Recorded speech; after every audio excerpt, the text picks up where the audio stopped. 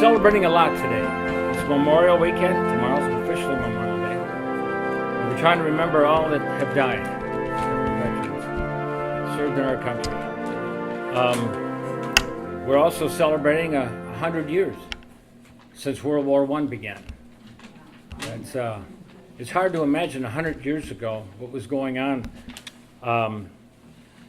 I jotted a few things down just to get back. You know, back in the day, Babe Ruth was a big name. It's hard to believe, Babe Ruth, 1914, 15, 7, what? Charlie Chaplin, a loaf of bread cost 6 cents. Henry Ford sold his Model T for $500. The population was almost 100 million. This is 100 years ago. A third were immigrants in this country. 1 out of 3 lived on farms. Women could vote, but only in 12 states. I don't know what the 12 were. They didn't mention it. In the South, black had no political rights. Our Army ranked 17th in the world at the time. In Europe was a 1-week steamship voyage away. The British pound was the world reserve currency. We were the largest producer of steel. And Woodrow Wilson asked, what are we going to do with the influence and power of this great nation? We were the moral beacon of the world. He was the most religious president we've ever had. He said grace before every meal. He read scriptures every night.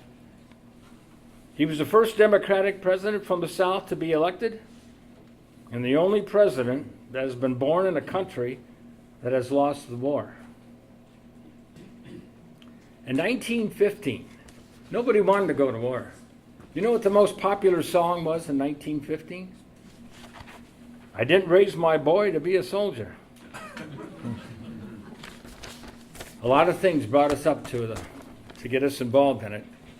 But the final straw that got us into World War I was when British intelligence intercepted a letter that was addressed to Japan and Mexico. And that was asking them to declare war on us. That was it. We went to war.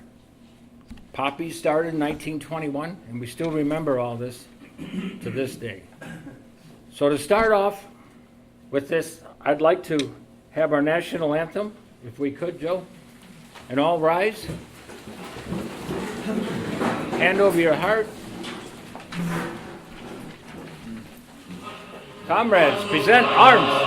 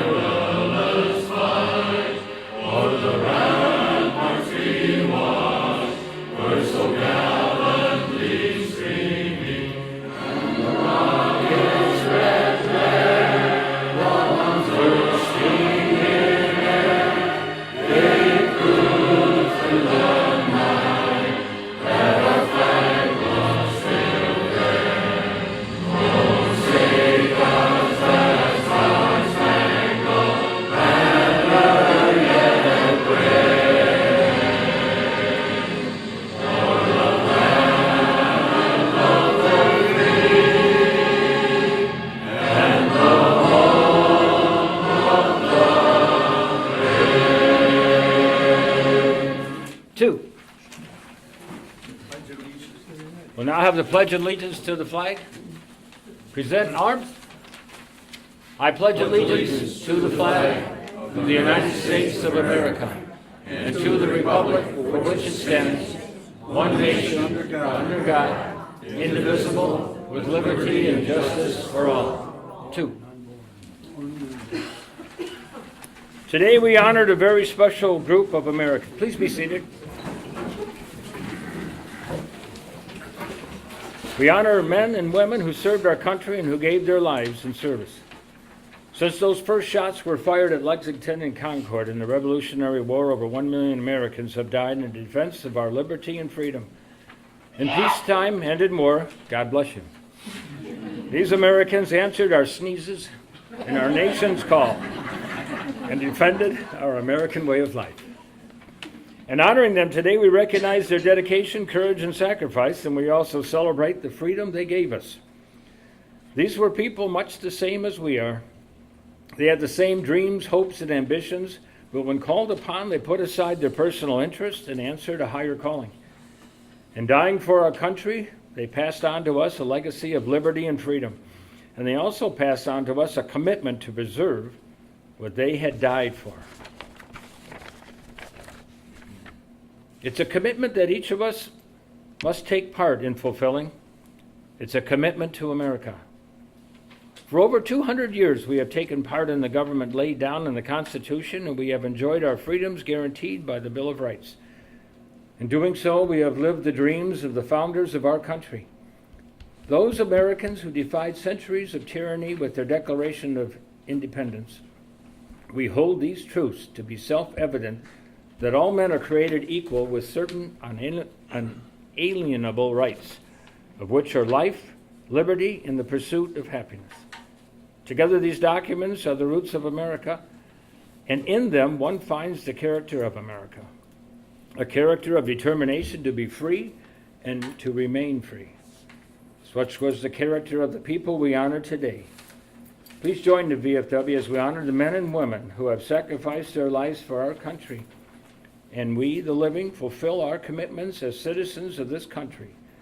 We make America a living memorial to their dedication, courage, and sacrifice. The names that we remember, in a moment of silence, if we could, there's 5 of our local comrades that passed on this past year. Some you may know, some you may not. Irvin Mozan, Fred Hoffman Jr., John Barrow, Phil Kearney, and Robert Ankeny.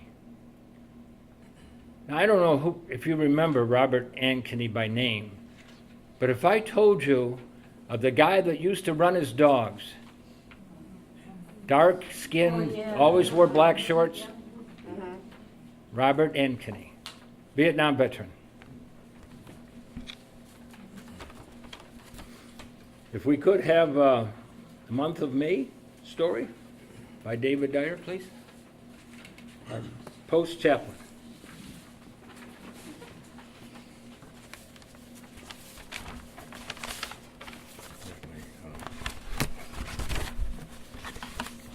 Right here. Okay. I wrote this story you're about to hear for the purpose of this ceremony, but I did send it to the Trenton Trib, and at the time, I had no idea that they were going to mail it to everyone on Grosse Ile. So you may have already read it, but I don't think you can ever hear too much about remembering, especially with this being Memorial Day weekend. I called it the month of May.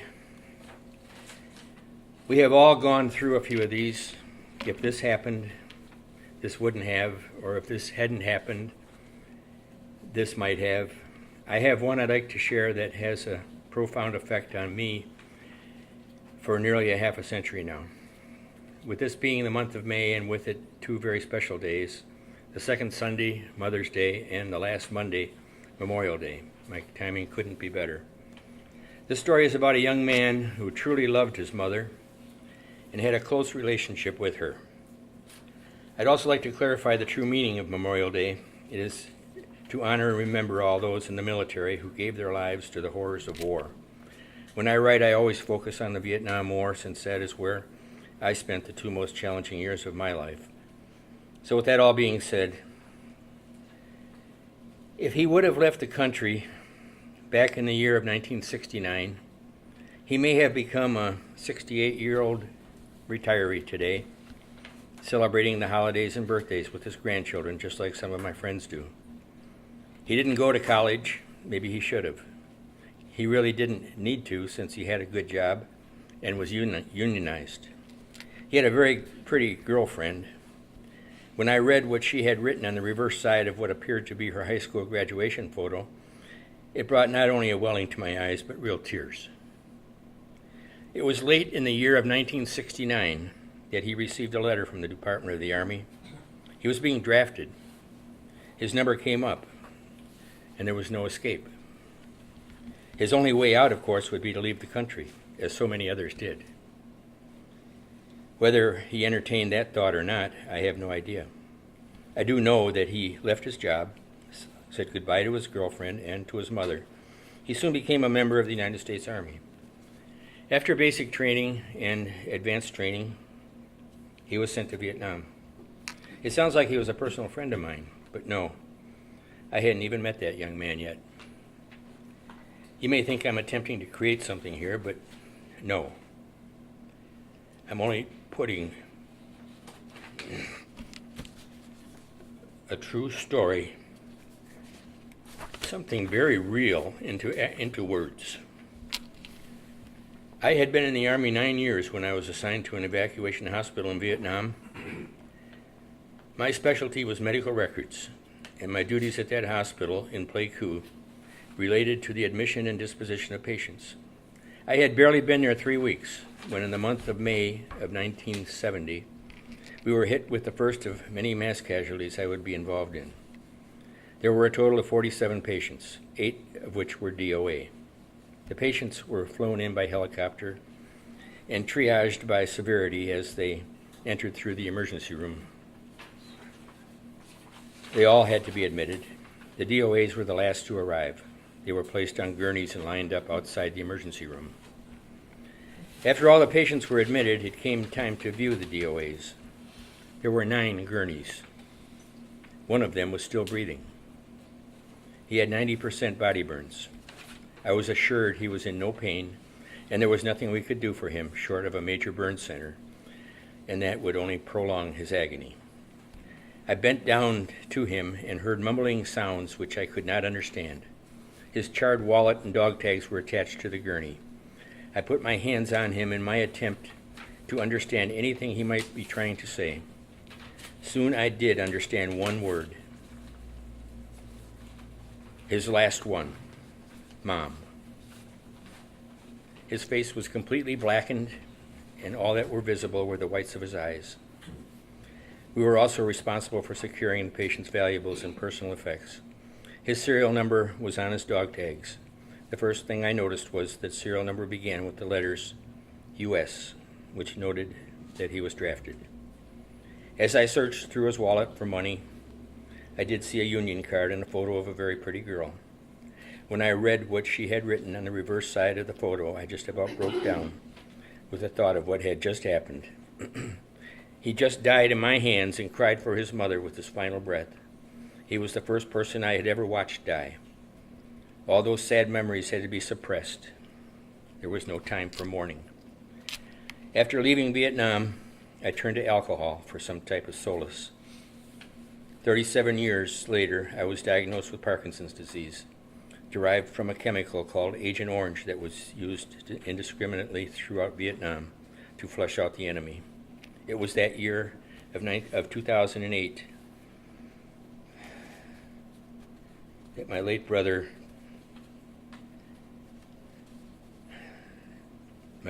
Dr. Wayne Dyer, knowing that I had never talked about Vietnam, confronted me with these words: "David, whatever you do, do not die with your music still in you." And that brought about a trip to Washington, D.C. and a visit to the Vietnam Memorial, where I traded my lifelong alcohol addiction for sobriety. There are over 58,000 names etched on that wall, and yes, over 58,000 stories. You've just heard one of them. It has now been 47 years, and I continue to hear those mumbling sounds and see the whites of his eyes. I have also thought of his mother, who was notified that he died of war injuries. That is all she would have been told. There is no way she would ever know that he was in no pain and he did not die alone, and his last thoughts were of her. So please join me this Memorial Day with a moment of silence in honor and remembrance of all those that lost their lives to the horrors of war. And finally, just a thought. I wonder what would have happened if he would have left that country. And the strangest thing about the whole story is I don't even know his name.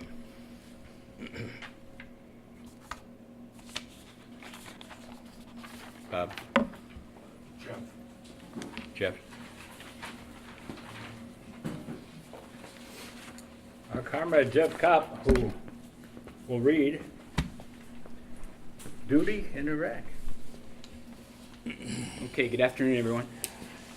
And I'm going to read a poem by Priscilla Howie. It was written in 2006, and thankfully, for the most part, operations in Iraq are now concluded, but we still have people serving in Afghanistan and other places in the world. So this poem is called Duty in Iraq, and it says, "My dear ones I am leaving behind, I pray my mission is to help mankind. I know I will be deeply missed. I cannot leave until I hold you all and kissed. Our eyes were all filled with tears, our hearts felt many fears. Just think, I am part of serving our country, which makes me very proud. When my orders are given, my commander will announce it very loud. My folks back at home are praying for me. Day by day I can hear them say, God protect our loved one while he is away. Don't worry, Mom and Dad. I can't help but know how you must feel. I know you are very sad I am in Iraq. Don't worry. You know with your prayers and faith I will be back. I pray that every church in America will get down on their knees and pray for this war to end. Then I know God will bring our nation once again to start a new godly trend.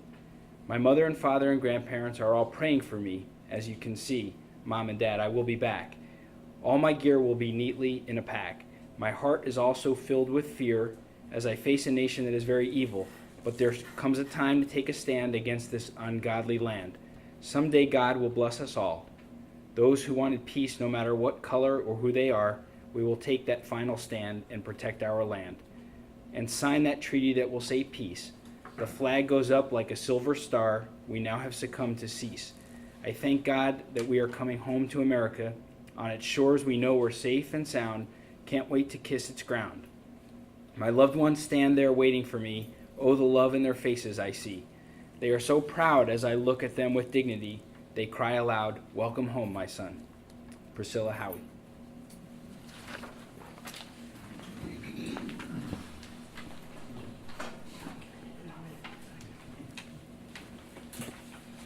We now get to the my favorite part of the program is when we get to go around and each of us individually get to express who we want to remember on Memorial Day. When you do this, if you come out, make sure the name that you mentioned and what war was served in so that all can hear. I'd like to, I'll start it myself. My dad is the one that comes to my mind right off the bat. He was World War II. He was in on the D-Day invasion. He kept a record, a diary of all the invasions that he did. And as we opened it and started reading it and telling the stories, he was the guy that drove those, I can't remember what the landing craft boats that took the soldiers up on the beaches and then backed off and went and got more. And I remember him telling the stories, and that's what it's all about, remembering those stories. I spoke at church this morning at our St. James, and I said, if you've got a memory, tell your kids, tell your grandkids, show them pictures, keep the memory alive. Joe Berkey brings it up at our meetings, and when we recite the Article 1, is we perpetuate the history of our dead. Keep them alive. My dad, World War II veteran. Okay, my name is Joseph Berkey. I'm a World War II fossil. Years, and I survived it. And I want to remember my father, Andrew Ivanix. He served in the Austro-Hungarian Army in World War I. He survived 4 years of many battles on the Russian front and also on the Italian front. He was wounded many times because whenever he would take his shirt off, I would see all these bullet holes and indentations from spears and swords that he was whacked at. The smartest thing my dad ever did was after World War I, like many veterans there, he came to America.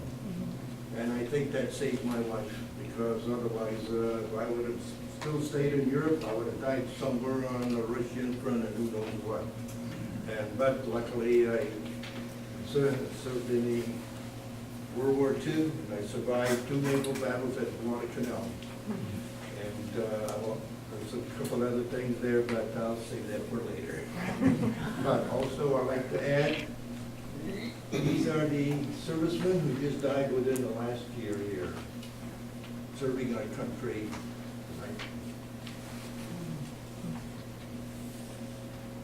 After the meeting, please remember, put your copy in front.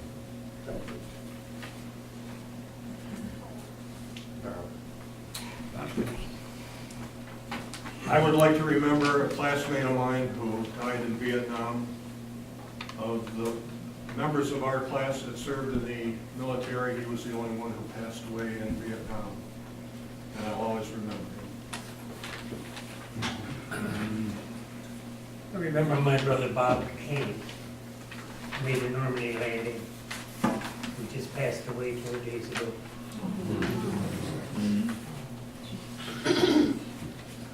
I like to remember a cousin that I never met, but was killed. He was a B-17 gunner and was killed in a bombing raid over Germany. I never met him. Today, I'd just like to remember my close friend Harry Moreno, who passed away. I'd like to remember my neighbor, John Bobkowski, who fought in the South Pacific, United States Army. Make sure you mentioned her name.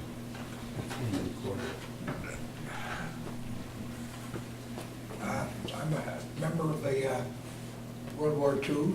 I was a navigator on a B-24 Liberator bomber. And I'd like to remember all the crew members that were on my crew, and they've all passed away. I'm a sole survivor. Our pilot, Bud Lloyd. Our co-pilot, Bill Ma. Our engineer, Jimmy Hale. Our lower ball gunner, Bill Provan. Our tail gunner, Jim Morris, who died just last year. Our waist gunner, who was a Mormon, and his name was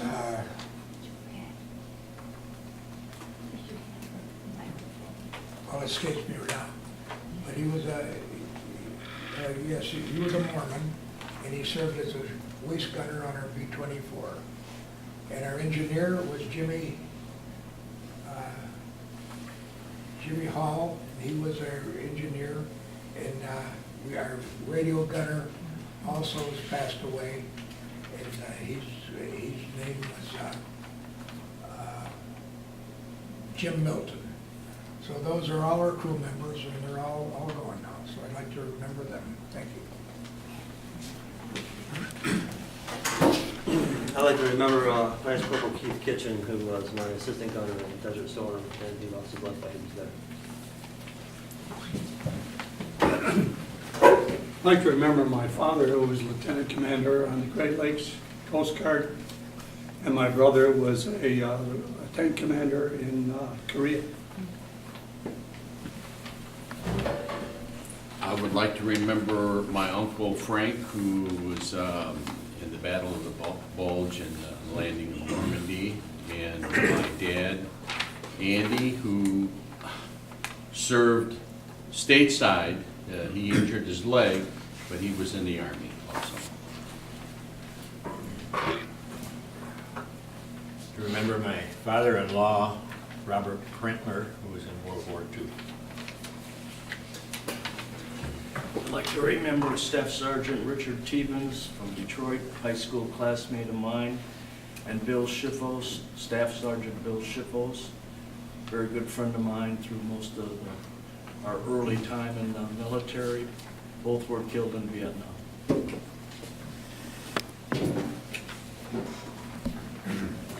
I'd like to remember Sergeant Major Clyde William Early. He was my uncle. Neat thing about him was he joined the Army in 1957 at the age of 16, became a Ranger. A year later, they found out he was only 16. They sent him home, and then his mother signed his paperwork and sent him back. So he did get to serve his country. He did 4 tours in Vietnam, and he just passed away this past March, so bless him. Wait, Sheila, come, you stand up. Okay. Just state your name when it comes to you so people know who you are. Okay, I'm Sheila Tiller, and I like to remember a friend of mine who was like an uncle to me. He served in the Army in World War II, Richard Kielhaas. My name is Elaine Tiller, and I'd like to remember 3 uncles that were in the Navy who passed away in World War II. I'd like to announce, my grandfather came to this country in 1916. It took him 6 years to save enough money to bring his wife and 4 small children. I am eternally grateful for being able to be born in this country, and I love this country. Thank you. Please mention your name here, so who you are. That's my wife, Connie Velasco. She cries a lot. It's okay. I'm Dan Velasco. I was one of 7 boys, grew up in Wyandotte. 5 of the boys were in the military, myself included. And my brother Bill served in Korea. I want to remember him. Great brother, great soldier, great person. My name is Steve Rogers. I'm my brother David Rogers, who served on a ballistic submarine for 6 years, and unfortunately he passed away about a year and a half ago. And I am Beth Ann Rogers, his wife, and I would like to remember my grandfather, Frederick Schmelz, who fought in World War II. My name is Gail Alvin. I want to remember my father, Gus Comerford, and he was in World War I. I'm Richard Pavlik, and I want to remember my Uncle George, who was a tail gunner during World War II. I'm Kathy Latanners, and I'd like to remember my 2 uncles. They were twins. They were served in the Army in Guam, and their names were Ray and Raymond. I'm Joan Hemsworth, and I want to remember my Uncle Whitey, who was in the Army in the Second World War. I'd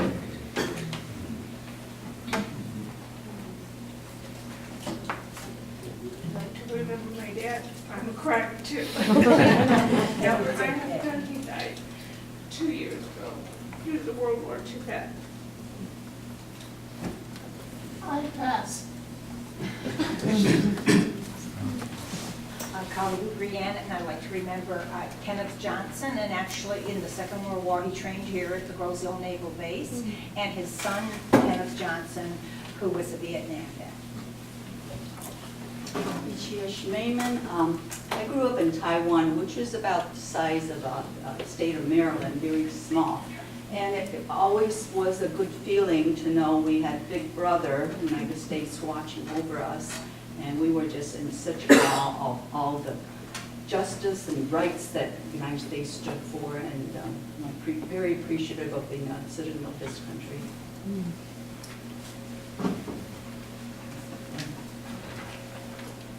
Marge, Jim? No, I didn't plan on it, but I have had, they're in heaven now, 2 older brothers. Tell them your name, Marge. Pardon me? Tell them your name.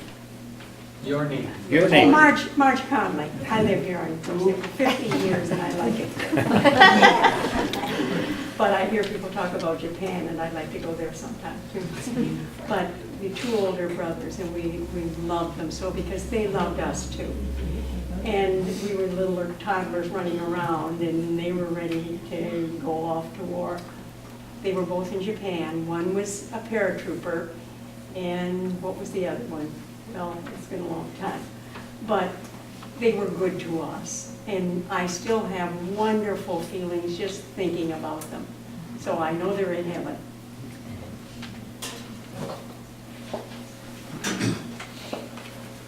I'm Don Hill, veteran of World War II, China, or European theater. I'd like to remember my high school class. by the end of the first semester, half of the boys had signed up, and I would like to remember that. My name is Ron Schneeman. I'd like to remember my Uncle Stanley Schneeman. He served World War II in what was called at the time Persia.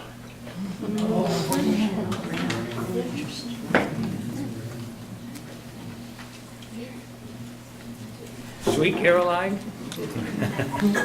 Carolyn Surter, and I always do a dedication. My whole family's military, but I usually do a dedication to my father, Chief Warrant Officer Roger Russ.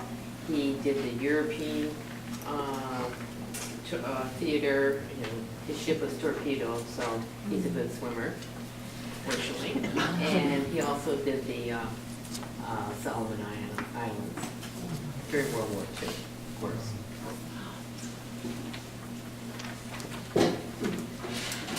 I'm Ethel Yachts, and I'd like to remember my two uncles, Ed and Ernie, who served in Siberia in World War I. My brother Frank, who was in World War II. He was drafted at 18 and died at 2 months after he was 19 on August the 12th, 1945 in the Philippines. And my husband Robert, who served in World War II in the Army Air Force. And then my older son, who served in Vietnam, and my other brother, who was in the Korean War. And all of the people have served through it to make our country free. Thank you. And my name is Ann Berkey, and I'd like to remember my dad. He was a World War I veteran, John Holt, and my brother Steve Holtz. He was a World War II veteran, and my brother-in-law Julius Kish. He was a World War II veteran also. My name is Maren James, and I'd like to remember this man, my father. He was a paratrooper in World War II over Papua New Guinea, where he fell into a tree and was rescued by the natives and brought to Percy Jones Hospital in Battle Creek, and was in a cast from his chest to his toes for 19 months. They didn't think he was going to make it, but he did. I can tell you, he did. And I'm here. Well, I was here before he left. He was a fighter. He didn't get up. That's right. Jack Ritchie, and I had 3 uncles who served in Marines during World War II that I was very proud of. Had a cousin in the Army during World War II. The other gentleman I'd like to honor is my father, who was an air raid warden during World War II. And you better not have a crack in your windows when that blackout was there, because he got you. I'm Pam Furchie, and my husband Jack served in the Air Force in Korea, in Arizona. And my dad was in World War II in the Navy, and my brother Pat, my twin brother Pat, was in the Army in Korea, and I have a nephew who was in the Marines and served at Camp David. So, all 4 services. Wow.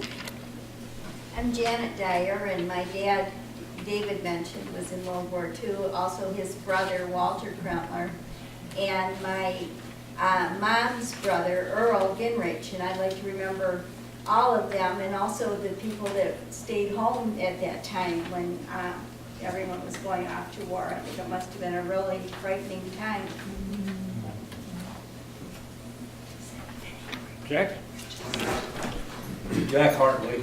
I like to remember my stepfather, Hubert, and my uncles, Fred and Phil, in World War II, and my brother in Vietnam, Steve. My name is Burdett Wilkins. I came here because of the announcement at church today. And I'm here for all of the fallen and standing soldiers that deal with the things that you guys have all dealt with. Thank you. Thanks. My name is Carl Bletcher, and I just want to thank each and every one of you for serving our country. and making us the great country that we are today. Amen. Amen. My name's Kathy Levalier. I want to remember my friend Goldie Slater. He was in a horse brigade in Mexico in 1916, went on to be in World War I, and he told me how horrible the trench warfare were, and people getting a lot of infections. They called it trench mouth, and a lot of the people died of infections during World War I.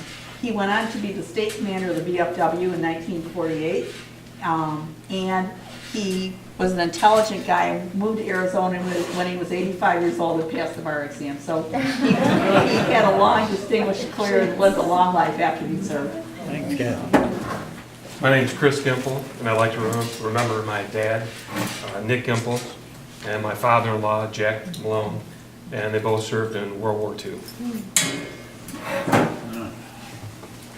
My name is Barry Jensen, and I'd like to remember my former business partner and friend Daryl McCrory, who fought in Africa, Italy, France, and Germany during World War II. He was awarded 3 Silver Stars for gallantry, and used to tell me stories that made the war movies look boring. He was a great man, and even afterwards he became a great man and a very charitable person. He died 4 years ago. Oh, thanks. I'm Marcia Woodley, and I would like to thank my grandfather, no, it was my father, for serving in World War I. Dr. Marcus Peterson, he was a veterinarian, and he took care of horses. Yeah. He didn't get out there and shoot, but he took care of the horses of the men who did do the shooting. And also my brother, who was in the Navy, World War II, on a destroyer in North Africa area. And I have 2 or 3 nephews, who I won't go into, who served in the Army.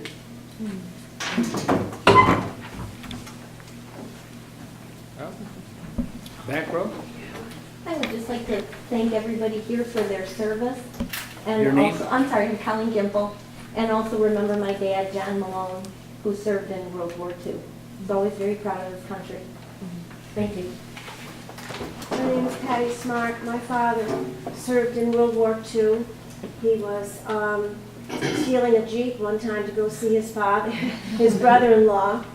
He was part of the Liberators, so last year I went to Flanders Field. I saw the poppies, and I went to see where he served as a liberator at Dachau.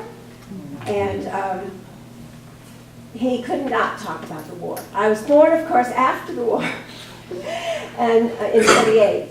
And also I would like to remember my husband, Addison Smart, who served in the Korean War on a shipboard, and appreciate all of you who have served. Thank you. Thank you so much.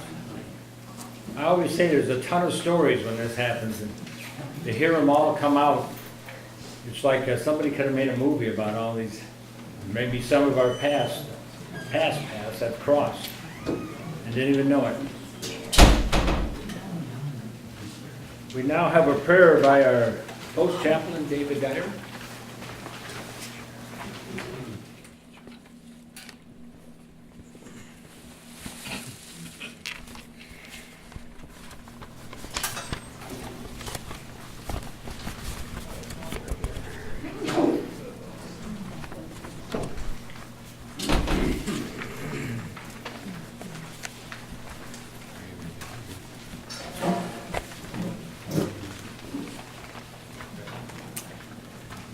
Let's pray. Uncovered. Father of us all, in the depth of our silent reverence, we realize the truth of the inspired words. I am this resurrection and the life. He that believeth in me, though he were dead, yet shall he live. As comrade after comrade departs, we march on with our ranks growing thinner. Help us to be faithful unto thee and to one another. Look in mercy on the widows and children of our departed comrades. We beseech thee, and with thine own tenderness console and comfort those who are bereaved. Heavenly Father, bless our country with freedom, peace, and righteousness. Though thy favor may we meet at last before thy throne in heaven. We praise thy great name forever and ever. Amen. Amen. Covered?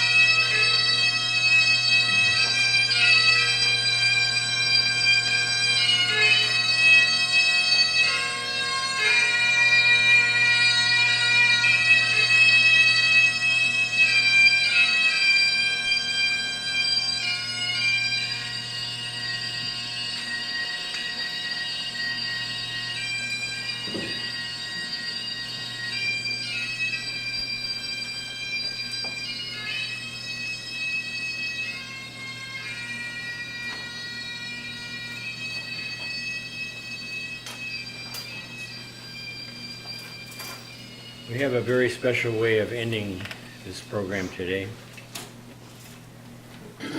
This is a story of taps. It's that beautiful melody that is played at every military funeral. It goes back, way back to the year of 1862, during the Civil War. It was the most beautiful piece of music, and I would venture to say that most of you would agree with me, was created. Even today, this song brings about a welling of tears to most everyone who listens to it. It is known as taps, and it is played at all military funerals. I just recently discovered there were words to taps. There are, in fact, 3 verses. It was that discovery that prompted me to do some research and put this story together. Whenever I hear the melody of taps, it gives me a sudden chill. I immediately see those mutilated bodies and those faces of fear that I witnessed so often in Vietnam over 45 years ago. As the music continues, I soon get a feeling of reassurance. After hearing the words, it leaves me without a doubt that God is real, and I am following His call. You will hear these words at the end of the story. Now I quote words from Harold W. Cole. We have all heard the haunting melody of taps. It is the song that brings us that lump in our throats and usually tears to our eyes. Do you know the story behind the song? I think you will be pleased to find out about its humble beginnings. Reportedly, it all began in 1862 during the Civil War when Captain Robert Ellicombe was with his men near Harrison's Landing in Virginia. The Confederate Army was on the other side of the narrow strip of land. During the night, Captain Ellicombe heard the moans of a soldier who was severely wounded on the field. Not knowing if it was a Union or a Confederate soldier, the captain decided to risk his life and bring the stricken man back for medical attention. Crawling on his stomach through the gunfire, the captain reached the stricken soldier and began pulling him toward the encampment. When the captain finally reached his own lines, he discovered it was actually a Confederate soldier. But the soldier was dead. The captain lit a lantern and suddenly caught his breath and went numb with shock. In the dim light of that lantern, he saw the face of the soldier. It was his own son. The boy had been studying music in the South when the war broke out. Without telling his father, the boy enlisted in the Confederate Army. The following morning, heartbroken, the father asked permission to give his son a full military burial despite his enemy status. His request was only partially granted. The captain asked if he could have a group of Army band members play a funeral dirge at his funeral. The request was denied since the soldier was a Confederate. However, out of respect for the father, they did say that he could have one musician. The captain chose a bugler. He asked the bugler to play the words of the musical notes he had found on a piece of paper in the pocket of the dead soldier's uniform. This wish was granted. The haunting melody, which we now know as taps, used at military funerals, was born. And the words are,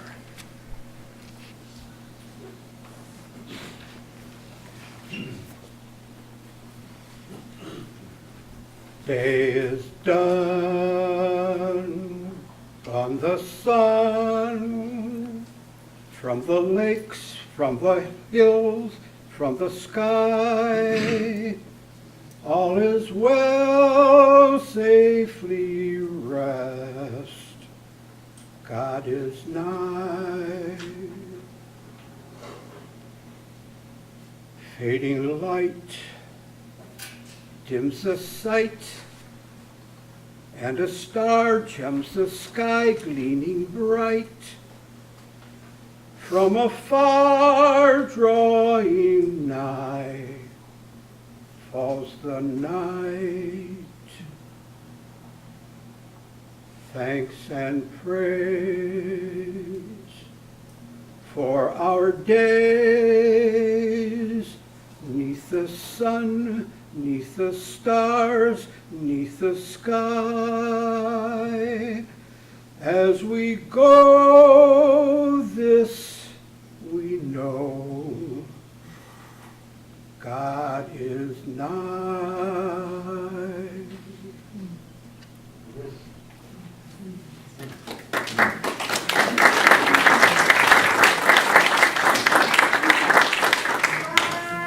Comrades, attention!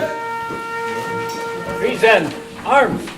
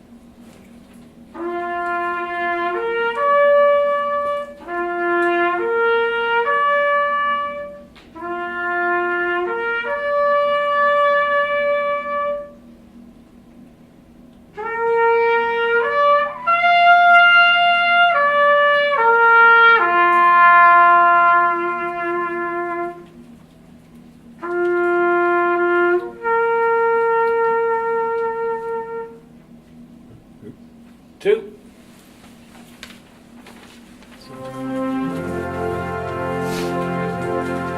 We'll have the presentation of our poppies on the memorial table. We sure can, yes. Quentin Jensen, our bugle player.